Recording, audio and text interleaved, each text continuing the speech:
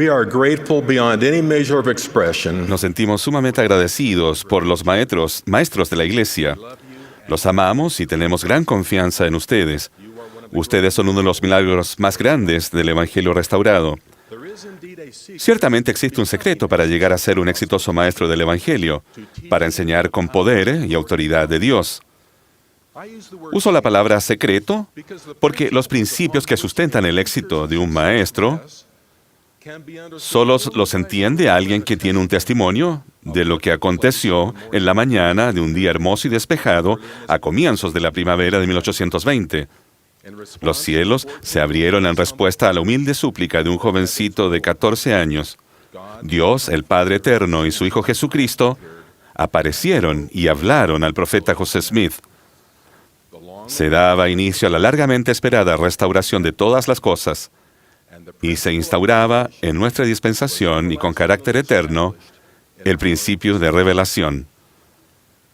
El mensaje de José y nuestro mensaje al mundo se resumen en dos palabras. Dios habla. Él habló en la antigüedad, Él habló a José y Él les hablará a ustedes. Esto es lo que nos distingue de todos los maestros del mundo.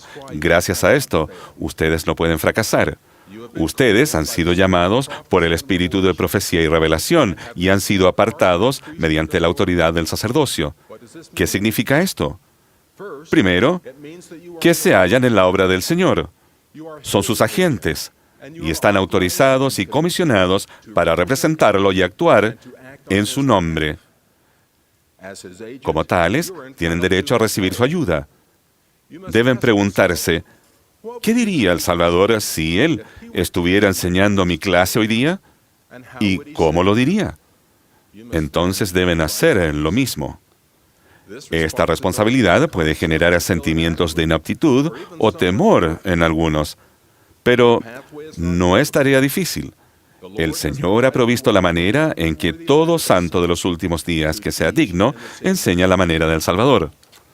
Segundo, ustedes son llamados a predicar el Evangelio de Jesucristo. No deben enseñar sus propias ideas ni filosofías, ni siquiera entremezclarlas con las Escrituras. El Evangelio es poder de Dios para salvación. Y solo somos salvos mediante el Evangelio. Tercero, se les manda a enseñar los principios del Evangelio según se encuentran en los libros canónicos de la Iglesia, enseñar las palabras de los apóstoles y profetas modernos y enseñar lo que el Espíritu Santo les enseñe. Entonces, ¿por dónde comenzamos? Nuestra primera y principal responsabilidad consiste en vivir de tal forma que el Espíritu Santo sea nuestro guía y compañero.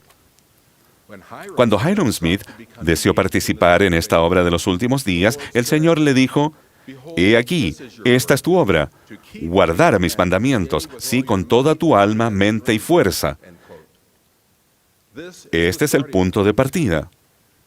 El consejo que el Señor dio a Hyrum es el mismo que ha dado a todos los santos de todas las épocas. En un mensaje a los maestros en el día de hoy, la primera presidencia afirmó, la parte más importante del servicio que ustedes presten será su preparación espiritual diaria, que incluye la oración, el estudio de las Escrituras y la obediencia a los mandamientos. Los animamos a que se comprometan a vivir el Evangelio con mayor dedicación que nunca antes. Es significativo que la primera presidencia no dijera que la parte más importante del servicio que ustedes prestan sea preparar bien sus lecciones o dominar técnicas de enseñanza.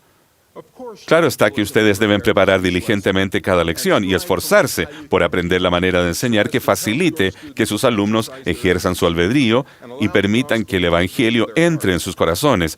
Pero lo primero y principal en su servicio es su preparación personal y espiritual.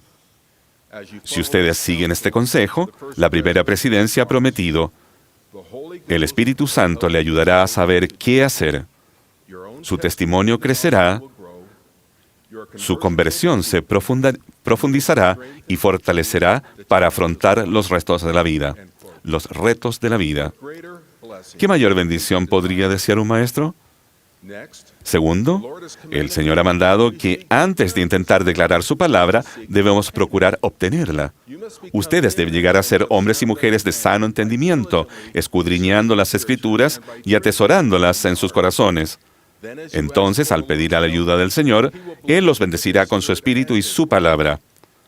Tendrán el poder de Dios para convencer a los hombres. Pablo nos dice que el Evangelio llega a los hombres de dos maneras, en palabra y en poder. La palabra del Evangelio está registrada en las Escrituras y la podemos obtener al escudriñar con diligencia. El poder del Evangelio llega a quienes viven de tal modo que el Espíritu Santo es su compañero y a quienes siguen la inspiración que reciben. Algunos maestros centran su atención solamente en obtener la palabra y se vuelven expertos en transmitir información. Otros descuidan su preparación y esperan que el Señor, en su bondad, los ayude durante la clase. Ustedes no pueden esperar que el Espíritu los ayude a recordar pasajes de las Escrituras y principios que no hayan estudiado ni considerado. A fin de poder enseñar el Evangelio con éxito, ustedes deben tener tanto la palabra como el poder del Evangelio en su vida. Alma entendía estos principios cuando describió a los hijos de Mosía y la manera en que enseñaron con poder y autoridad de Dios. Él dijo, eran hombres de sano entendimiento y habían escudriñado diligentemente las Escrituras para conocer la palabra de Dios. Mas esto no es todo. Se habían dedicado a mucha oración y ayuno, por tanto, tenían el espíritu de revelación. Luego, deben aprender a escuchar.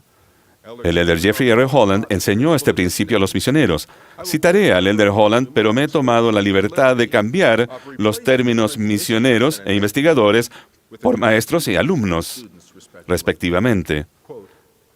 La segunda responsabilidad en importancia de los maestros, solo precedida por la responsabilidad de escuchar al Espíritu, es la de escuchar al alumno. Si escuchamos con oídos espirituales, nuestros alumnos nos dirán las lecciones que ellos deben escuchar.